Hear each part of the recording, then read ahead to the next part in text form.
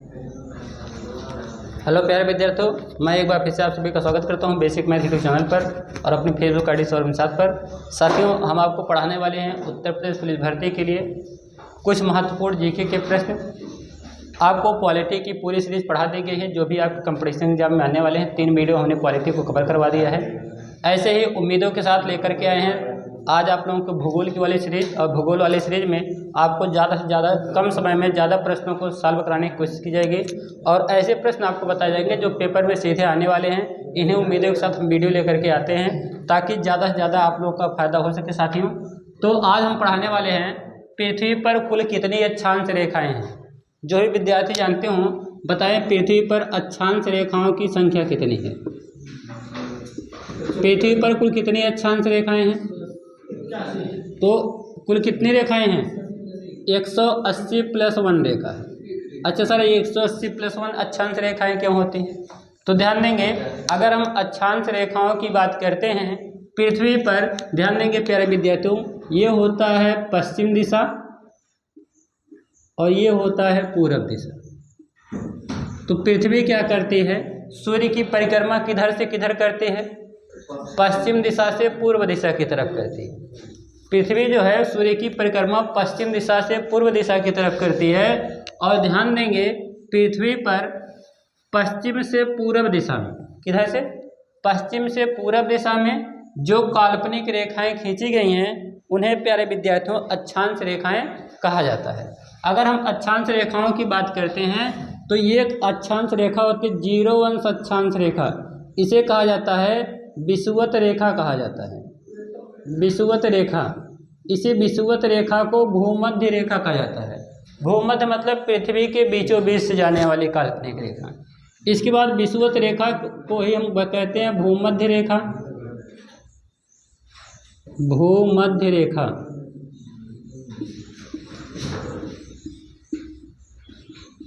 इसके बाद उत्तरी गोलार्ध ऊपर वाला होता उत्तरी गोलार्ध, इसको कहा जाता है कर्क रेखा, कर्क रेखा। और इसे कहा जाता है दक्षिणी गोलार्ध में जो 23 से 1/2 अंश दक्षिणी गोलार्ध में होता है उसे कहा जाता है मकर रेखा। तो कर्क रेखा होता है, मकर रेखा होता है। इनसे कुछ संबंधित जानकारी। कर्क रेखा पर सूर्य कब लंबवत चमकता है? कर्क रेखा पर सूर्य कब लंबवत चमकता है? तो आप बताएंगे कर्क रेखा पर सूर्य 21 जून को, कब भैया? 21 जून को कर्क सूर्य रेखा पर लंबवत चमकता है। और यही कारण होता है कि उत्तरी गोलार्ध में तथा भारत में 21 जून को सबसे बड़ा दिन होता है। ठीक है, ध्यान देंगे प्यारे विद्यार्थियों। अब ये क्या होता है? इसे कर्क संक्रांति के नाम से जाना जाता है। कर्क संक्रांति। कौन सी संक्रांति? कर्क संक्रांति के नाम से इसे जाना जाता है। अगला आपको होता है मकर रेखा पर। मकर रेखा पर सूर्य कब लंबवत चमकता है? तो आप बताएंगे कब भैया? 22 दिसंबर को। कब? 22 दिसंबर को सूर्य मकर रेखा पर लंबवत चमकता है। और 22 दिसंबर को क्या मनाया जाता है? मकर संक्रांति मनाया जाता। ठीक है, तो मकर संक्रांति पड़ता है, मकर संक्रांति। तो जब आपसे प्रश्न आएगा मकर संक्रांति किस महीने में पड़ती है, तो आप क्या बताएंगे? जनवरी बताएंगे कि दिसंबर बताएंगे? क्या बताएंगे? दिसंबर बताएंगे। अगर आएगा कर्क संक्रांति किस महीने में पड़ती है तो आप क्या बताएंगे? जून बताएंगे। बात आया समझ में कि नहीं? तो यहाँ से और भी अगर हम लोग चर्चा करते हैं, करें 2 अक्षांश रेखाओं के बीच में कुल कितनी दूरी होती है? तो 2 अक्षांश रेखाओं के बीच में कुल कितनी दूरी होती है? कितनी है? कितना होता है? 111 किलोमीटर की दूरी होती है 2 अक्षांश रेखाओं के बीच की दूरी। 111 किलोमीटर। 2 अक्षांश रेखाओं के बीच की दूरी कितनी होती है? 111 किलोमीटर। जबकि प्यारे विद्यार्थियों उत्तरी है और ये दक्षिणी ध्रुव है। अच्छा, एक और प्रश्न आता है, विषुवत रेखा को कौन सी नदी 2 बार काटती है? कोई बताएगा? विषुवत रेखा को कौन सी नदी? लिम्पोपो नदी ना। लिम्पोपो नदी को घड़ियाल नदी कहा जाता है क्योंकि लिम्पोपो नदी में सर्वाधिक घड़ियाल पाए जाते हैं। अगर यहीं पे बात करते हैं कर्क रेखा को कौन सी नदी 2 बार काटती है? माही नदी भारत की माही नदी है जो कर्क रेखा को 2 बार काटती है। और मकर रेखा कौन सी नदी 2 बार काटती है? कौन सी नदी है? कांगो या जायरे नदी। ठीक है, कांगो या जायरे नदी मकर रेखा को कितनी बार काटती है? 2 बार काटती है। साथ ही लिम्पोपो नदी, कांगो या जायरे नदी जो 2 नदियां हैं ये पाई जाती हैं किसमें? अफ्रीका महाद्वीप में पाई जाती हैं। अच्छा, प्रश्न आता है किस दिन और रात बराबर होते हैं? किस दिन और रात बराबर होते हैं? तो ध्यान देंगे, एक कब भैया होता है? 21 मार्च और 23 सितंबर। 21 मार्च और 23 सितंबर को दिन रात क्या होता है? बराबर होता है। वैसे तो साथियों विषुवत रेखा भूमध्य रेखा पर प्रतिदिन दिन रात बराबर होता है। ठीक है, भूमध्य रेखा पर वैसे तो प्रतिदिन दिन रात बराबर होता है, लेकिन पूरी पृथ्वी पर 21 मार्च को तथा 23 सितंबर को दिन रात बराबर होता। बात क्लियर है?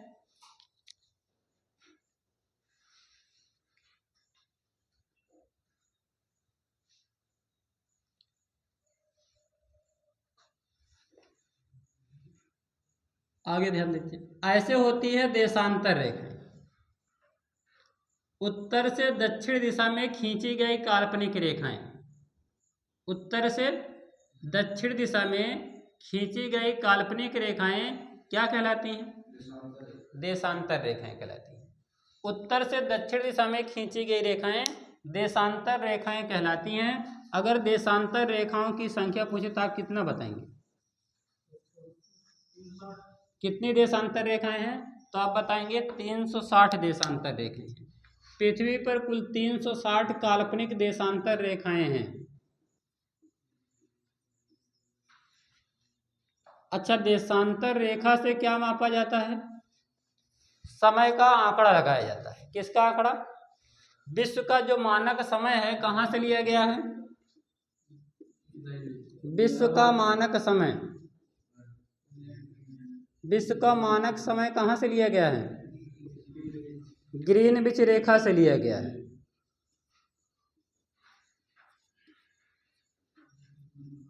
ठीक है, ग्रीनविच कहाँ पड़ता है? एक शहर है।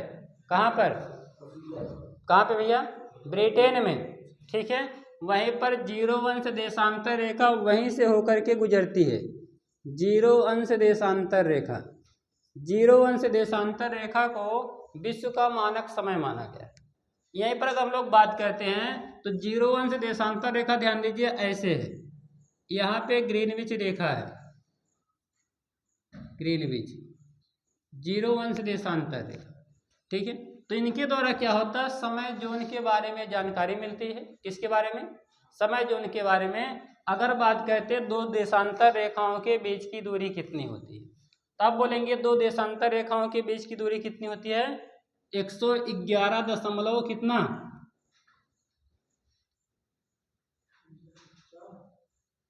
111.4 किलोमीटर। यहीं पर अगर हम लोग बात करते हैं एक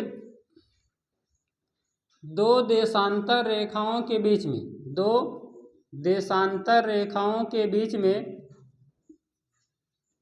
2 देशांतर रेखाओं के बीच में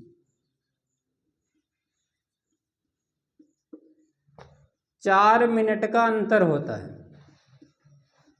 4 मिनट का अंतर होता है। कई बार प्रश्न पूछा गया कि 2 देशांतर रेखाओं के बीच में कितने मिनट का अंतर होता है, तो आप क्या बताएंगे? 4 मिनट का अंतर होता है। अच्छा, यहीं पर ध्यान देंगे, विश्व का जो मानक समय है कहाँ से लिया गया है? ग्रीनविच से लिया गया है।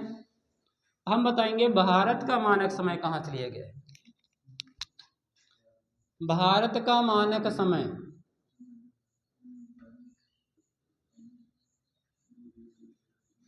भारत का मानक समय, तो भारत का मानक समय साथियों कहाँ से लिया गया है? 82/1/2 अंश देशांतर रेखा, 82/1/2 अंश पूर्वी देशांतर रेखा। कौन सी देशांतर रेखा? 82/1/2 अंश पूर्वी देशांतर रेखा। ये भारत का मानक समय यहीं से लिया गया है। कहाँ पर? हाँ, नैनी नामक स्थान से। कहाँ से भैया? नैनी, प्रयागराज। नैनी प्रयागराज नामक स्थान से क्या किया गया है? भारत का मानक समय लिया गया है। इतना बात है सुनिए। अच्छा, अगर प्रश्न ये आता है भारत के पास कुल कितने समय जोन हैं? भारत के पास एक समय जोन, और वो कौन है? वही नैनी है। जबकि अगर प्रश्न आता है विश्व को कुल कितने समय जोनों में बांटा गया है, तो आप बोलेंगे सर विश्व को 24 समय जोन में बांटा गया है। विश्व को 24 समय जोन में बांटा गया है।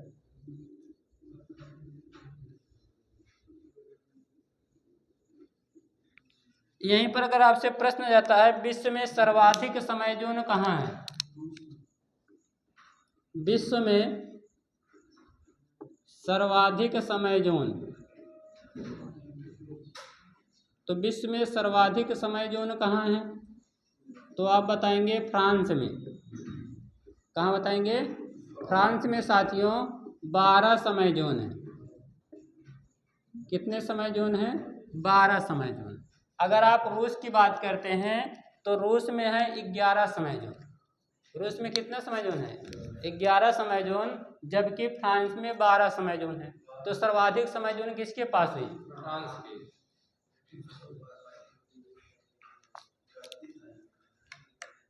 अगला प्रश्न है उपसौर की घटना कब घटित होती है? अच्छा, एक और प्रश्न यहाँ पे साथियों, करें भारत का मानक समय विश्व के मानक समय से कितना आगे या पीछे है? तो आप बताएंगे भारत का जो मानक समय है वो 5 घंटा 30 मिनट, 5 घंटा 30 मिनट विश्व के मानक समय जोन से आगे है। अगर आप पूर्वी देशांतर की तरफ जाते हैं तो समय जोन आगे जाता है, पश्चिमी देशांतर की तरफ जाते हैं तो समय जोन पीछे जाता है। बात आ गया समझ में?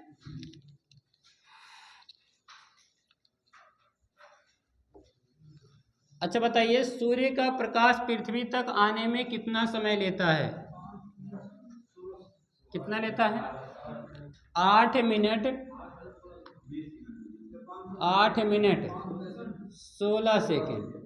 देखिए, ये जो सूर्य का प्रकाश है पृथ्वी तक आने में अलग अलग किताबों में अलग अलग आंकड़ा दिया गया है। कहीं पर 8 मिनट 16 सेकेंड है, कहीं पर आपको 8 मिनट 20 सेकेंड मिलेगा, कहीं पर आपको 8 मिनट 30 सेकेंड मिलेगा। ठीक है, तो आप क्या करेंगे, आंकड़ा जो है वो 16 सेकेंड से 30 सेकेंड के बीच में। बात आ गया समझ में? जब आपको ऑप्शन मिलेगा तो आप ऑप्शन के अकॉर्डिंग सही कर लेंगे। ठीक है, भ्रमित ऑप्शन नहीं देता है, जब भी देगा एकदम एग्जैक्ट आंसर देगा। तो लगभग जो एग्जाम होते हैं, एग्जाम में जो प्रश्न आता है कि सूर्य का प्रकाश पृथ्वी तक पहुंचने में कितना समय लेता है, तो लगभग ऑप्शन में 8 मिनट 20 सेकेंड आते हैं। अभी तक जो सबसे ज़्यादा बार पूछा गया है ऑप्शन, वो पूछा गया है 8 मिनट 20 सेकेंड। अच्छा, यहीं पर बात करते हैं सूर्य और पृथ्वी के बीच की दूरी कितनी है? सूर्य और पृथ्वी के बीच की दूरी, सूर्य है पृथ्वी है, सूर्य और पृथ्वी के बीच की दूरी कितनी होती है? तो यहाँ पे आप बताएंगे ये जो औसत दूरी है वो कितना है भैया? 14.98 करोड़ वर्ग किलोमीटर। ठीक है, तो 14.98 करोड़ किलोमीटर माना गया है सूर्य से किसकी दूरी? पृथ्वी की दूरी। ठीक है, अगर अधिकतम दूरी कहेगा तो आप बताएंगे 15.20 करोड़ किलोमीटर। ठीक है, अच्छा इसके बाद ध्यान देंगे, प्रश्न आता है उपसौर की घटना कब घटित होती है?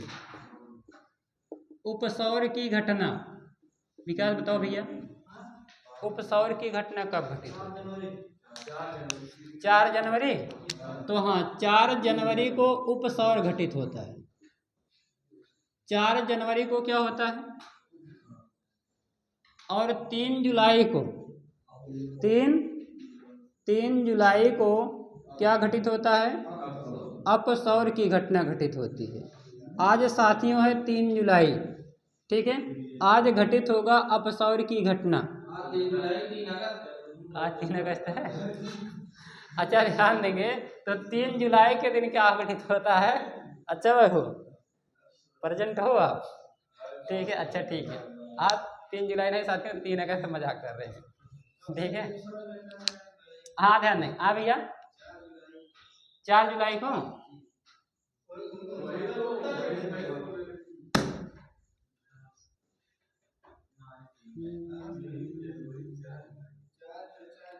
तीन जनवरी 4 जुलाई है।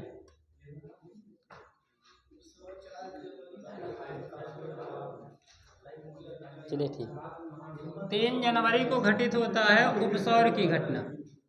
शांत रहो यार, हम बता रहे हैं ना। 3 जनवरी को घटित हो जाएगा उपसौर की घटना और 4 जुलाई को घटित होगा अपसौर की घटना, ठीक है। बात समझिए, 3 जनवरी को उपसौर की घटना और 4 जुलाई को अपसौर की घटना। होता क्या है, ये होता यह है कि 3 जनवरी को उपसौर मतलब होता है करीब, उपसौर मतलब क्या होता है, इस दिन क्या होता है 3 जनवरी को सूर्य और पृथ्वी के बीच में न्यूनतम दूरी होती है। सूर्य और पृथ्वी के बीच में क्या होती है, न्यूनतम दूरी, और न्यूनतम दूरी कितनी होती है 14.73 करोड़ किलोमीटर। 14.73 करोड़ किलोमीटर जो सूर्य और पृथ्वी के बीच की न्यूनतम दूरी है, ये घटना घटित होती है 3 जनवरी के दिन। क्लियर हो गया। जबकि सूर्य और पृथ्वी के बीच की जो सर्वाधिक दूरी होती है वो होता है 15.20 करोड़ किलोमीटर, ठीक है। तो ये घटना कहीं घटित होती है 4 जुलाई को, और इसे कहा जाता है अपसौर कहा जाता है। दिक्कत नहीं है, टेंशन ना लो, ठीक है, गलत नहीं बताएंगे आप लोग।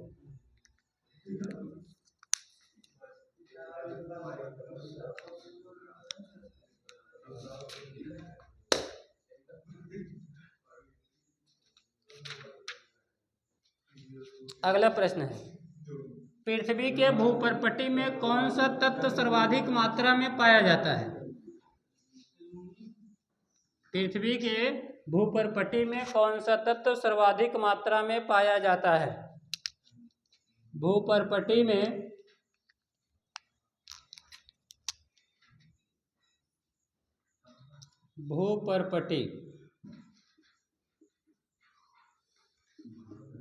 कौन सा तत्व सर्वाधिक मात्रा में पाया जाता है।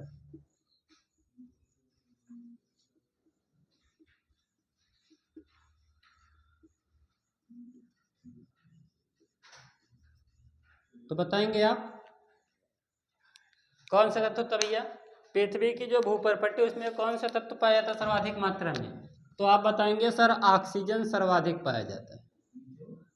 हाँ, सर्वाधिक मात्रा में भूपर्पटी में क्या पाया जाता है, ऑक्सीजन पाया जाता है। अगर कहेगा वायुमंडल में सर्वाधिक क्या पाया जाता है, तो आप बताएंगे वायुमंडल में सर नाइट्रोजन सबसे ज़्यादा पाया जाता है, ठीक है। भूपर्पटी में कौन सबसे ज़्यादा पाया जाता है, ऑक्सीजन। ऑक्सीजन के बाद होता है सिलिकॉन। ऑक्सीजन लगभग पाया जाता है आपका 46.6%, लगभग 46.6% ऑक्सीजन पृथ्वी के भूपर्पटी में पाया जाता है। यहीं पर अगर हम लोग बात करते हैं दूसरे स्थान पर सिलिकॉन होता है। ऑक्सीजन के बाद पृथ्वी पर सबसे ज़्यादा सिलिकॉन पाया जाता है, और सिलिकॉन के बाद सबसे ज़्यादा क्या पाया जाता है, एल्यूमिनियम पाया जाता है।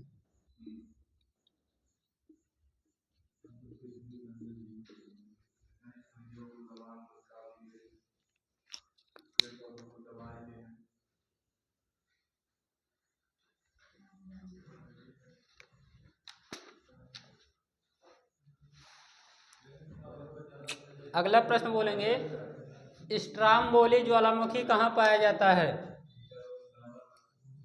बोलिए भैया, स्ट्रोम्बोली ज्वालामुखी कहाँ पाया जाता है।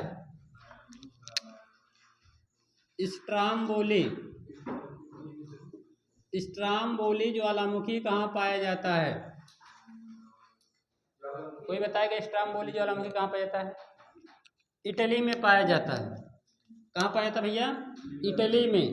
और इसे स्ट्राम्बोली को क्या कहा जाता है? भूमध्य सागर का प्रकाश स्तंभ कहा जाता है। स्ट्राम्बोली ज्वालामुखी को क्या कहा जाता है?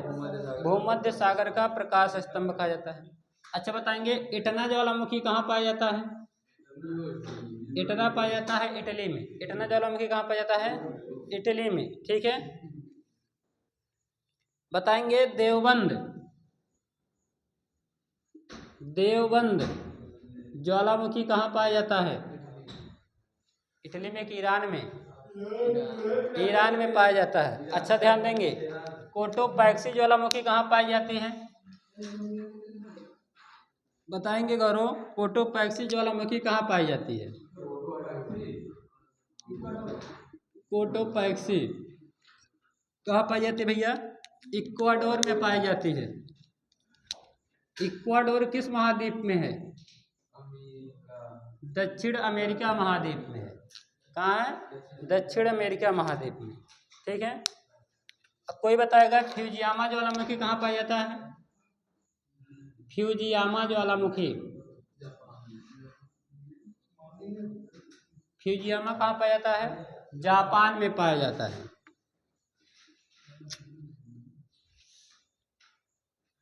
क्लियर है भैया? अच्छा, विश्व की सर्वाधिक ऊंचाई पर स्थित मृत ज्वालामुखी कौन है? मृत ज्वालामुखी, सर्वाधिक ऊंची मृत ज्वालामुखी, तो वो कौन है? एकांगुआ ज्वालामुखी। कौन भैया? एकांगुआ। एकांगुआ ज्वालामुखी जो है ये विश्व की सर्वाधिक ऊंचाई पर स्थित मृत ज्वालामुखी है।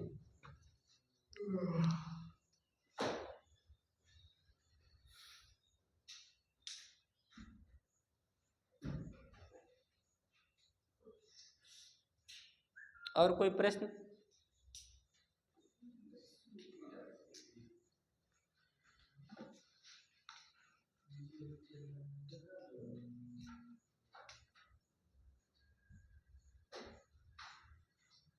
अच्छा, विश्व में सर्वाधिक ऊंचाई पर स्थित सक्रिय ज्वालामुखी कौन है?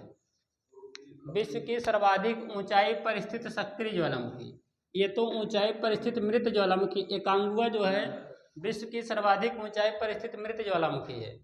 अगर कहेगा विश्व की सर्वाधिक ऊंचाई पर स्थित सक्रिय ज्वालामुखी, तो आप क्या बताएंगे? कोटोपैक्सी है। कोटोपैक्सी एक जागृत ज्वालामुखी है, सक्रिय ज्वालामुखी है, जो विश्व की सर्वाधिक ऊंचाई पर स्थित सक्रिय ज्वालामुखी है।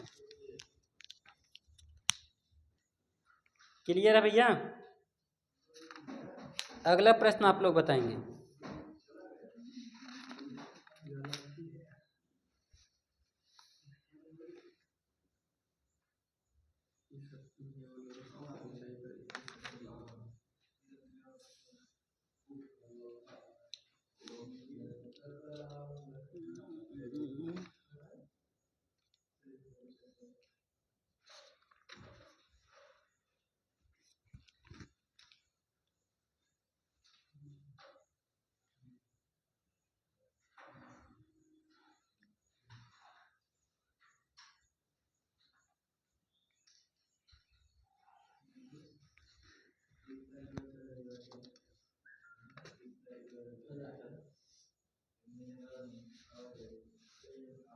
चलिए अगला प्रश्न है, विश्व की सर्वाधिक लंबी नदी कौन है?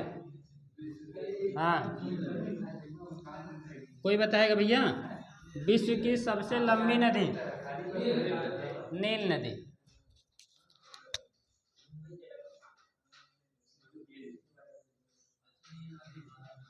राइन नदी कहाँ पाई जाती भैया? हाँ, राइन नदी। आपने कहा कि सर नील नदी विश्व की सबसे लंबी नदी है। ठीक है, और ध्यान देंगे नील नदी पर अस्वान बांध बना है। कहाँ पर बना है? मिस्र की राजधानी काहिरा में बना है। ठीक है, और मिस्र की जो सभ्यता है नील नदी के किनारे बसी थी, इसीलिए नील नदी को मिस्र का वरदान कहा जाता है।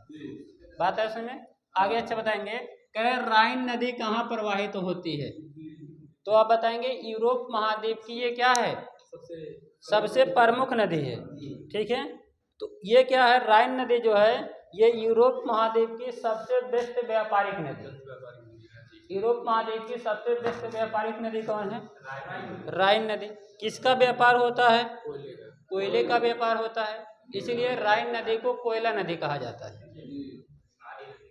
हाँ, अच्छा, इसमें कौन सा बंदरगाह है राइन नदी पर? रॉटरडम बंदरगाह है।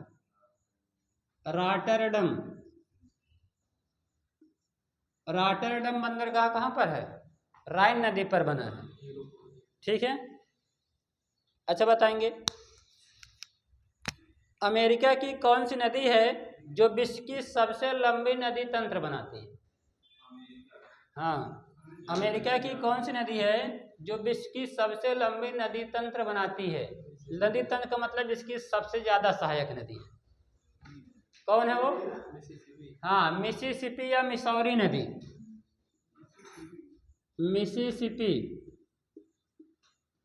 मिसिसिपी मिसौरी नदी जो है ये विश्व का सबसे बड़ा नदी तंत्र बनाता है।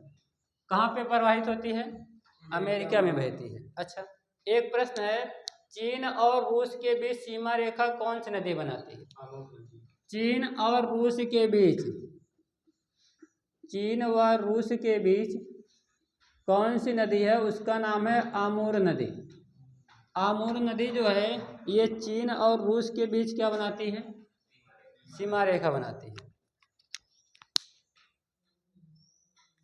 अच्छा, अगला बताएंगे, वोल्गा नदी कहाँ बहती है? कहाँ बहती है भैया? रोम में? अच्छा, वोल्गा नदी रूस में बहती है। कहाँ बहती है? रूस। अरे भैया, रूस का हिस्सा भी यूरोप में है, टेंशन मत लीजिए आप। ठीक है, हाँ, अच्छा बताएंगे, डी नदी कहाँ बहती है? विश्व की सबसे छोटी नदी कौन है? डी नदी है। क्लियर है? अच्छा बताइए, विश्व की सबसे गहरी और चौड़ी नदी कौन है? अमेजन नदी है। ठीक है, भारत में ब्रह्मपुत्र नदी है।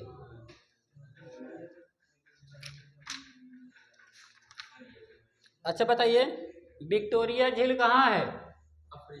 अफ्रीका महाद्वीप में। और वहीं विक्टोरिया झील से नील नदी निकलती है, और नील नदी का मुहाना कहाँ स्थित है? भूमध्य सागर में स्थित है।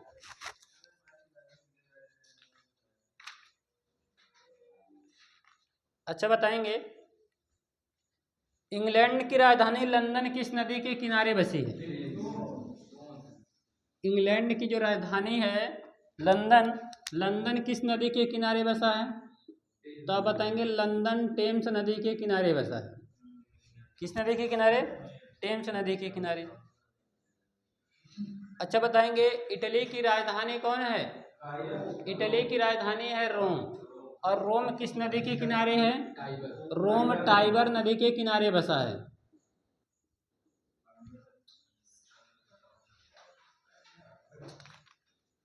ऑस्ट्रेलिया की राजधानी क्या है? कैनबरा है। अच्छा बताइए, ऑस्ट्रिया एक देश है, ऑस्ट्रिया की राजधानी क्या है? आप कहेंगे सर ऑस्ट्रिया की राजधानी है वियना। ऑस्ट्रिया की राजधानी क्या है? वियना। अच्छा, यही वियना में ओपेक का मुख्यालय है। ठीक है, अच्छा अगर बात करेंगे तो ऑस्ट्रिया की जो राजधानी वियना है ये डेन्यूब नदी के किनारे बसा है। कौन सी नदी? डेन्यूब नदी। जापान की राजधानी क्या है? टोक्यो।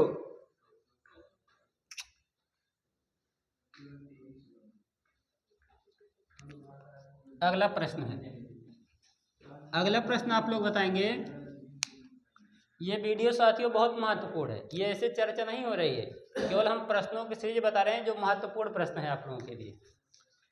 अच्छा, अगला प्रश्न आप लोगों का है, विश्व की सबसे बड़ी झील कौन है?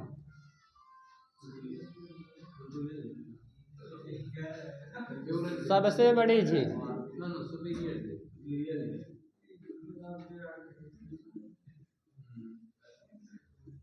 कोई बताएगा?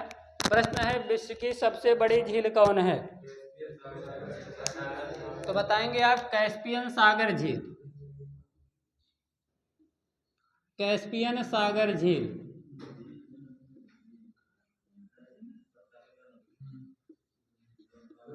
साथियों, जब प्रश्न कहेगा विश्व की सबसे बड़ी झील, तब आप बताएंगे कैस्पियन सागर झील। कैस्पियन सागर झील खारे पानी की सबसे बड़ी झील है। कौन सी झील है? खारे पानी की झील है। अगर आपसे प्रश्न आता है खारे पानी की सबसे बड़ी झील कौन, तब आप बताएंगे कैस्पियन सागर है। यदि प्रश्न ऐसा आता है कि विश्व की सबसे बड़ी झील कौन है, तब भी आप बताएंगे विश्व की सबसे बड़ी झील कौन है? कैस्पियन सागर है। अगला प्रश्न है मीठे पानी या ताजे पानी की, मीठे पानी की सबसे बड़ी झील।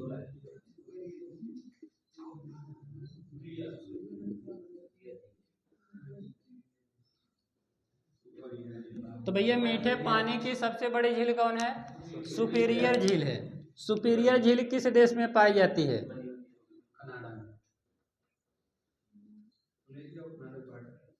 हाँ, सुपीरियर झील, सुपीरियर झील, सुपीरियर झील जो है ये कहाँ पाई जाती है? उत्तरी अमेरिका में पाई जाती है। ठीक है, माना गया है कि ये जो सुपीरियर झील है उत्तरी अमेरिका महाद्वीप में पाई जाती है।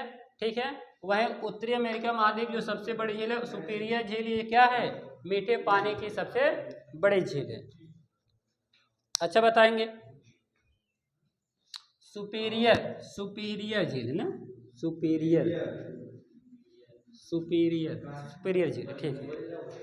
अच्छा बताएंगे भारत की सबसे बड़ी झील कौन? भारत की सबसे बड़ी झील कौन है? जब भारत की सबसे बड़ी झील कहेगा तब आप बताएंगे चिल्का झील, खारे पानी की सबसे बड़ी झील है। और जो हाँ, साथ ही साथ वो सबसे बड़ी झील भी है। ठीक है, जब प्रश्न आएगा कि भारत में मीठे पानी की सबसे बड़ी झील कौन है, तब आप बताएंगे बुलर झील। क्लियर है? अच्छा बताएंगे आप लोग प्रश्न सर्वाधिक ऊंचाई पर स्थित झील कौन है? विश्व की सर्वाधिक ऊंचाई पर स्थित झील कौन है? टीटीकाका झील, टीटीकाका झील। ये कैसी झील है? नौगाम में झील है। विश्व की सर्वाधिक ऊंचाई पर स्थित नौगाम में झील कौन है? टीटीकाका झील है। अच्छा बताएंगे विश्व की सबसे गहरी झील कौन है? विश्व की सबसे गहरी झील कौन है? बैकाल झील। ठीक है, बैकाल झील जो है ये विश्व की सबसे गहरी झील है। बैकाल ये है रूस में। बैकाल झील कहाँ पर है? रूस में। और बैकाल झील जो है विश्व की सबसे गहरी झील है। अच्छा, सबसे लवड़ी झील कौन है? कौन सा झील है? वान झील। विश्व की सबसे लवड़ी झील कौन है? वान झील है। वान झील कहाँ भैया? तुर्की में है। तुर्की नहीं, तुर्की। क्या ये बात क्लियर है? कोई दिक्कत किसी को?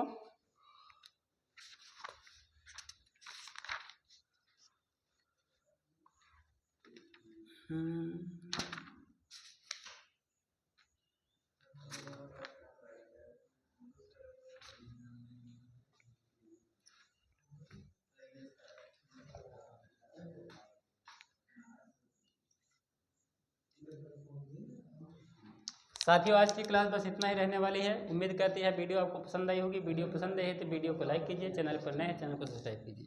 साथियों, अगर आपको स्टडी मटेरियल से कोई भी समस्या है, कोई जानकारी आपको चाहिए, तो आप हमारे टेलीग्राम चैनल से जुड़ सकते हैं। हमारा टेलीग्राम चैनल है @बेसिक मैथ 961। इसको आप सर्च करेंगे टेलीग्राम पे जा करके तो आपको हमारा टेलीग्राम मिल जाएगा। नहीं तो आपको डिस्क्रिप्शन बॉक्स में हमारा टेलीग्राम मिल जाएगा। डिस्क्रिप्शन बॉक्स में आप जाएंगे, सर्च करेंगे तो टेलीग्राम चैनल आपको मिलेगा।